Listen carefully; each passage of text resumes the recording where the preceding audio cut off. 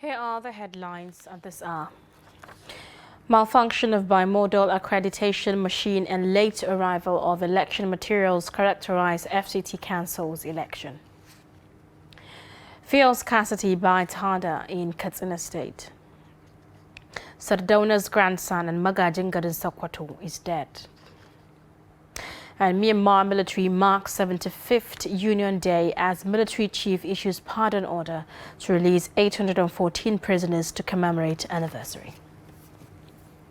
Hello and welcome to Trust TV News Update. I am Zainab Bala.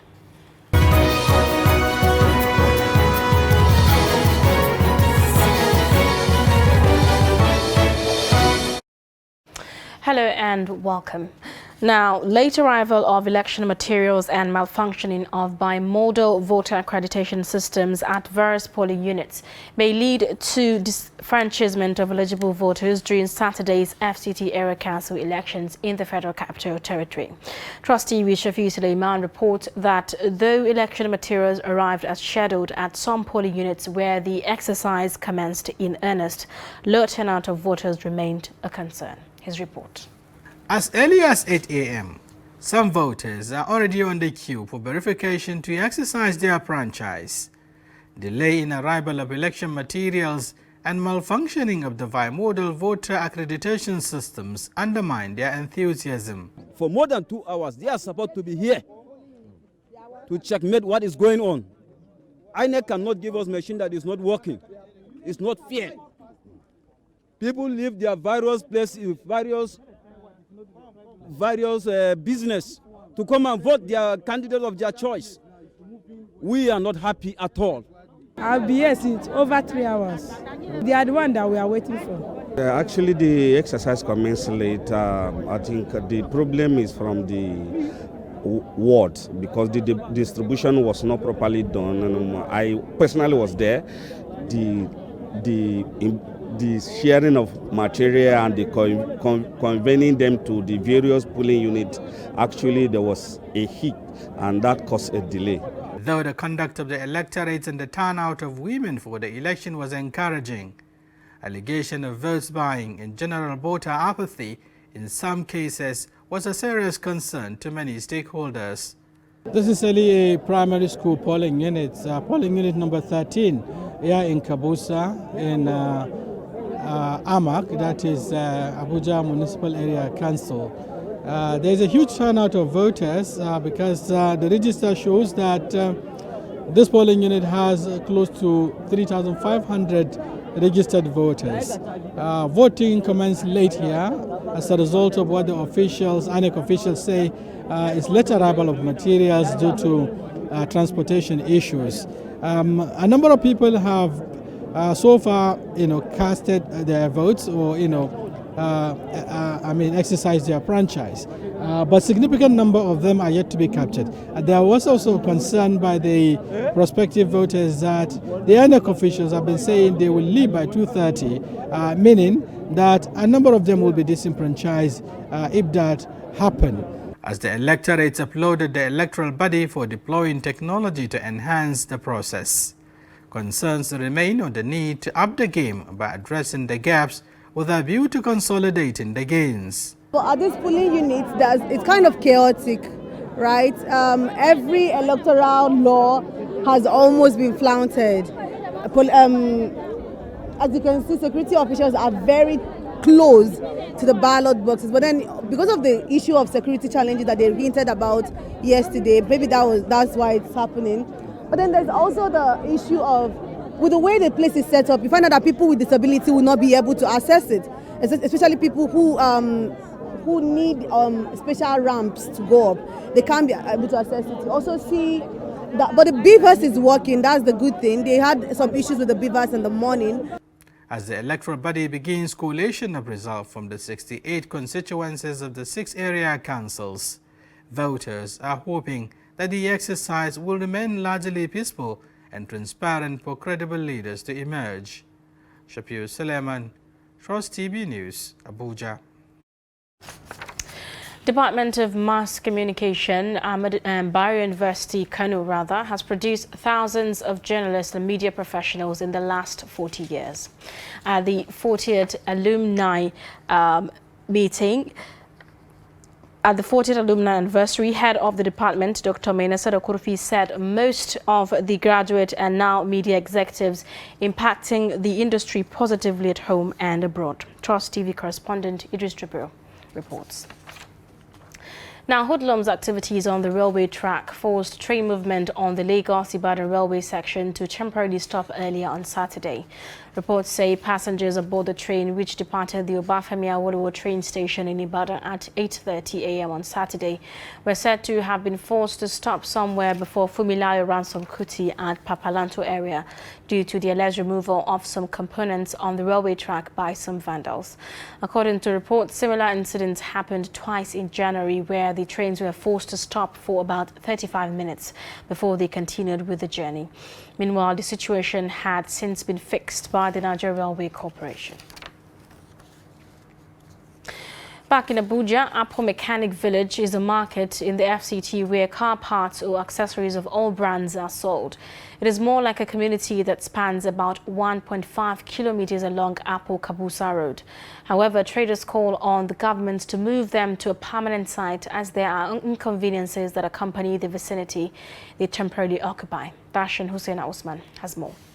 Aside sale of car parts, traders and artisans engage in a range of other activities like mechanical and electrical repair walks, vulcanizing, battery charging, car furniture making, spray painting, and other commercial activities.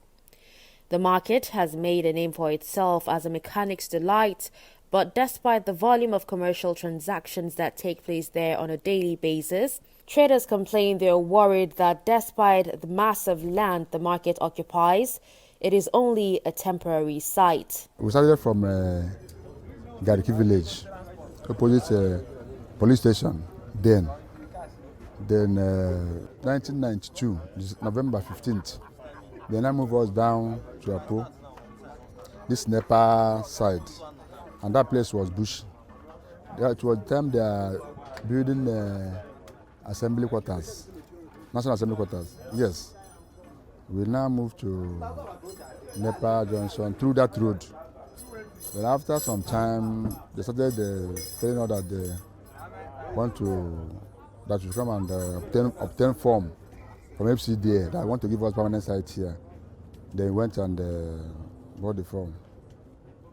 After that, they asked us to go and develop the place. Then we developed. But you know, the plot was not much to contain many people. Then after that, they said everybody should move down there, and most of us don't have the plot, and some that have sold, but they don't have enough money to develop the place. Then after that, they now move us down to this place we are here. Now when we came here, it was bush also. We developed hire laborer to clear this place, and we now put our containers here, started doing our business. But at least we have stayed up to 8, 9, 10 years. During Jonathan time, they promised us a plot of land at site at Wasa, which through our chairman, they gave them documents, but documents is not complete. Up to now, they are still going to FCDA, you understand, to get the original, the complete documents of it so that we can now move to that place, but they have not. We know that this place is temporary, it's not permanent, so we're asking them to give us the permanent site. If they can able to fulfill the promises they made to that paper aspect, we move there. We just established this place because we have no place to stay, and for a long time now, we have asked the government to give us a permanent place. Government have made promises, but we are still waiting. This is a road corridor. You can see how dusty the whole place is. It's not too conducive for us to do our business, and that reminds me that every country you go to, you have a mechanic village. This is a mechanic village where people come to repair their car, including government officials. If you go into the market now, you see some government vehicles too in this place. So we work together. And we are pleading for government to give us a permanent place that will help us out. I remember sometime last week, we were called for a meeting, which I attended to. They were questioning us that they need to come to check what we are doing. This is an open space. You cannot check us like this. There is no gate in this market, and the place is too open. So, and there are bad people too here. So there are people who may not serve well too, but if we have a permanent place, government can check us very well. The traders want government to live up to its promise of giving them a permanent site as the area is speedily developing. This spare parts market attracts all kinds of people as various ethnic groups are represented. Darshan Hussaina Usman, Trust TV News, Abuja. Elsewhere, fuel scarcity is biting harder in Katsina State as motorists spend over 12 hours on queues to purchase the commodity. The situation gets worse on Friday as hundreds of motorists were seen on long queues at fueling stations in Katsina City. Abdullahi Ahmadi was there.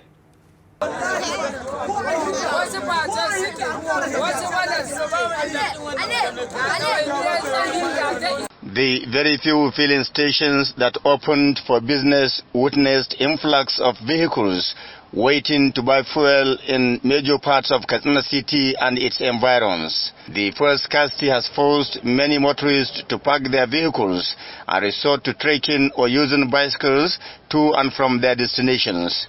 Most of the streets in Katsina, which hitherto experienced traffic congestion, look deserted as a result of the fuel scarcity. Most of the filling stations that opened for business belongs to major marketers, while those belonging to the independent petroleum marketers remain under lock and key. The scarcity, according to these motorists, has further devastated the fragile economic status of the people of Katsina State, who are mostly low-income earners. There is no any kind of the problem inside the, just like NNPC, Damarna, and the others like Erano and the others. We didn't have any kind of the problem. You are just looking problem from the chairman of the petroleum inside in Katsina. At least we spend about 3 hours here. It's better to food. On a sad note, Magajin Garin Sokoto and grandson of Sardonan Sokoto and the only premier of the northern region, Hassan Ahmed Dambaba, is dead. He died Saturday in Kaduna after a brief illness. A close family friend, Alhaji Buhari Sarkin Tudunjabo, confirmed. He said arrangement is being made to take the remains of the deceased to Sokoto for burial. Until his death, the Magajin Gari is a senior title holder and kingmaker in Sokoto. He held the position of chairman governing board of Sokoto Rima River Basin Development Authority. Here is the last memory we have of him. The problem we have now, our leaders lie, our leaders pack what belongs to so many people, millions of people, and keep for themselves and their children. This is just it. He was very honest, straightforward, not corrupt, and he gave his life to northern Nigeria. His motto was work and worship. That was all. That was all, nothing. I was talking to his private secretary, Hassan Lemu, of blessed memory. He said he knocked on his door at 3 a.m. at his bedroom. He met him treating files. If you take your file to the Premier's office, even comma, simple comma, if you did not put, he will make sure he puts it and corrects it. So he was a very dedicated person. And everybody from northern Nigeria was his. Angas, Tiv, Hausa Fulani, Kanuri, everybody from northern Nigeria, they were all his. He wasn't discriminating. May his soul rest in peace. Now you're watching Trust TV News Update coming up. You get to see the profile of phone snatching syndicate in Kano. Stay with us.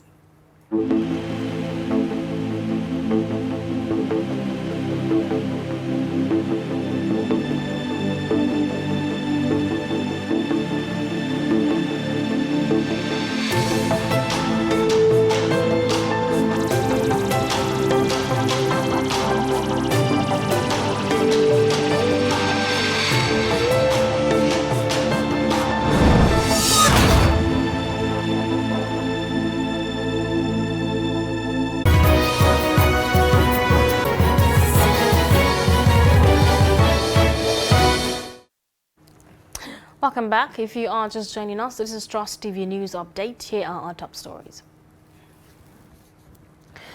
Late arrival of election materials and malfunctioning of bimodal voter accreditation systems at various polling units may lead to disenfranchisement of eligible voters during Saturday's FCT area council elections in the Federal Capital Territory. Fuel scarcity is biting harder in Katsina State as motorists spend over 12 hours in queues to purchase the commodity. Still ahead, police in Ogun State have arrested 43-year-old Kainde Oladimeji and his 35-year-old wife Adejumoke Raji for being in possession of fresh human parts. The police public relations officer in the state, Abimbola Oyeyemi, stated this in a statement on Saturday.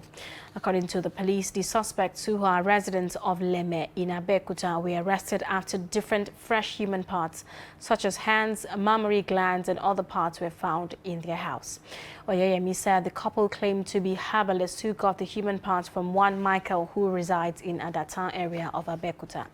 According to Oyeyemi, Ogunwolu told the police that one pastor, Adisa Olariwaju, who is a co-tenant with the suspect, informed him of offensive odor coming out from the room of the suspects. Quite tragic, isn't it? Still ahead, police in Katsina State have neutralized 5 terrorists, rescued kidnapped victim, recovered AK-47 rifle and over 300 rustled animals. Police Public Relations Officer Superintendent of Police Gambo said this while parading the suspects in Katsina. Abdullahi Ahmadi has the report.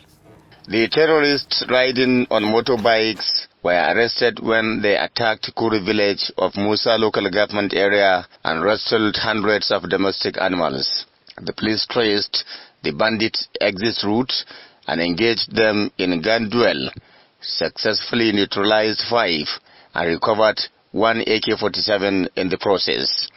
In the same vein, the police rescued 1 Alhaji Sule of Dangwari village of Matazu local government area in Katsina State and Hat from the gang of terrorists. In another concerted effort to end the incessant killings, abductions and rustling of animals from innocent people of Katsina State, the police have also arrested Abdurazak Salisu and Yahya Lawal alias Kiskis, who specialized in terrorizing communities in Faskari local government. The arrested suspects, who were in the police wanted list, are being investigated in connection with the case of armed robbery and abduction of 3 children from the family of one Bala Hussein Faskari. The 2 arrested suspects, who confessed to have committed the offense in collaboration with 7 now at large, are said to have belonged to the gang of a notorious terrorist, Dankaremi alias Gwaskwa, terrorizing Katsina, Zamfara and Sokoto communities. Suspects have been on the wanted list of the police. They are wanted in connection with the attack of 5th August 2021 in the house of one Bala Husseini, male age 50 years of Faskari local government area, in which, after committing robbery, the hoodlums kidnapped his 3 children until the sum of 1,900,000 naira ransom was paid before they were released. As God will have it, we have arrested them. They are here in our custody. The Katsina State Police Command is also investigating the kidnap of a 4-year-old Halimatu Sanusi of Malumfashi town by 18-year-old Abubakar Abdulbasir, Marabar Kankara village, and demanded a ransom of 70,000 naira from her parents or risk losing her life. Though the little Halimatu was rescued unhurt and reunited with her family, the suspect will be charged to court upon the completion of investigation. Other arrests include that of one Rabilu Abdulwahab of Kandawa village, but at a local government area of Katsina State, and mentioned 5 other suspects now at large as members of his syndicate, who admitted as being responsible for cattle rustling and other crimes in Bazari local government area and its surrounding villages. The command, according to the Police Public Relations Officer Gambo Isa, succeeded in busting a syndicate of car thieves operating in Katsina Kano, Kaduna, and Yobe states. You specialize in car theft, especially in Kaduna, Kano, Katsina, and Yobe states. And you are now an ex-convict. But you did not repent. You are still here. What will you say about it? No, this car was stolen from Yobe with the intention of selling it here in Katsina to start a business. That was my intention. But Nemesis caught up with me.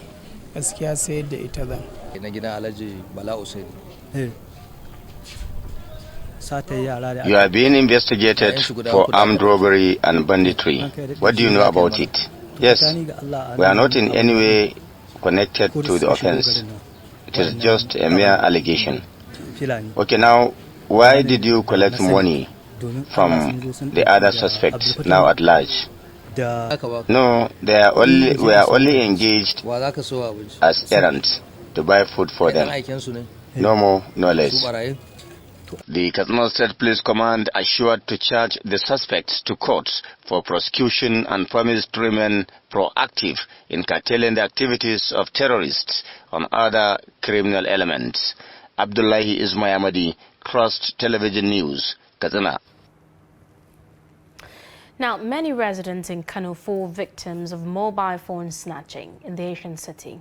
In this feature, Trust TV correspondent Idris Jibril speaks to victims and perpetrators of phone snatching and what strategies security agencies employ to end the menace.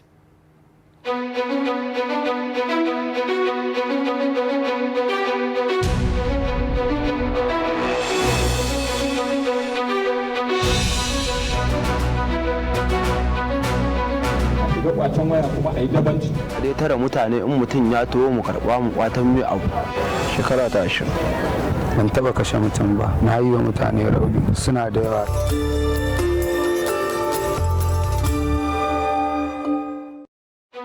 Phone snatching is no longer news in Kano, where the perpetrators are having their day robbing people of their mobile phones.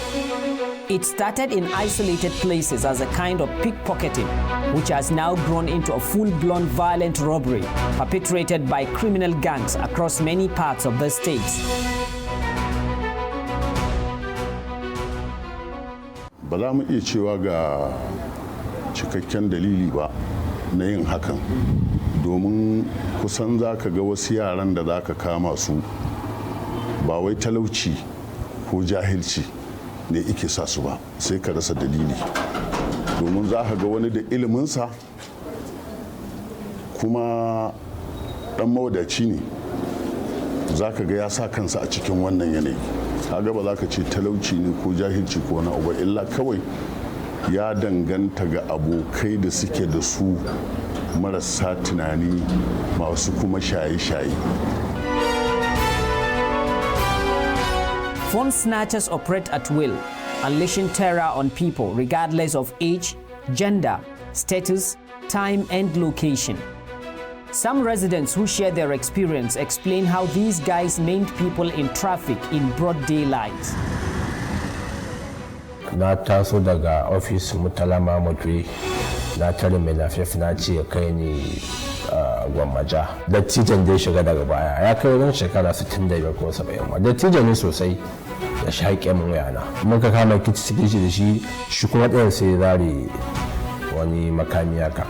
To ne a lokacin wancan gani na ƙoƙarin riƙe hannunsa da haka sai na turo tsohon da cijan waje. Muna cikin gudu fa na turo shi ni ma sai na cillo kaina kawai. Na faɗo.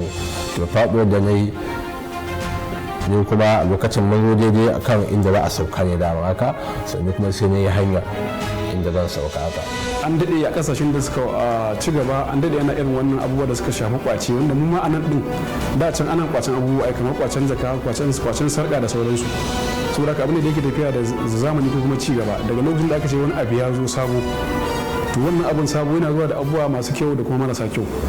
So kamar ci gaba da aka samu harkar communication, harkar samun sadarwa kenan ko harkar waya, ta zo da abubuwa masu alkhairi. Misali ta canja yanayin abin da mutane wajen communication ko kuma yadda mutane za su yi mu'amala, wanda in za ka nemi mutum ba sai ka je inda yake ba.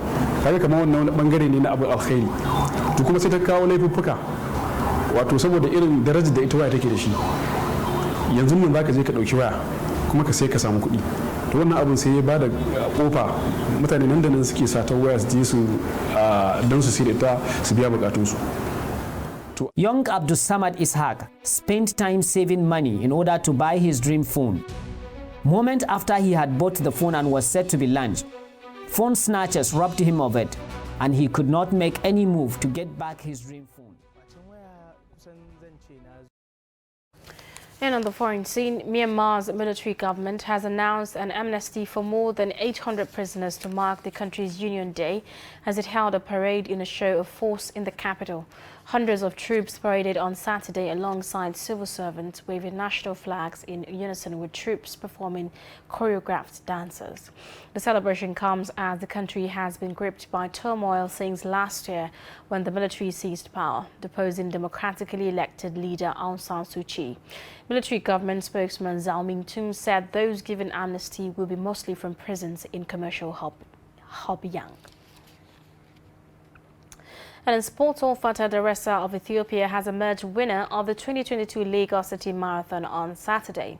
Daressa claimed the prize of $30,000 after running the 42-kilometer race in 2 hours, 11 minutes and 54 seconds.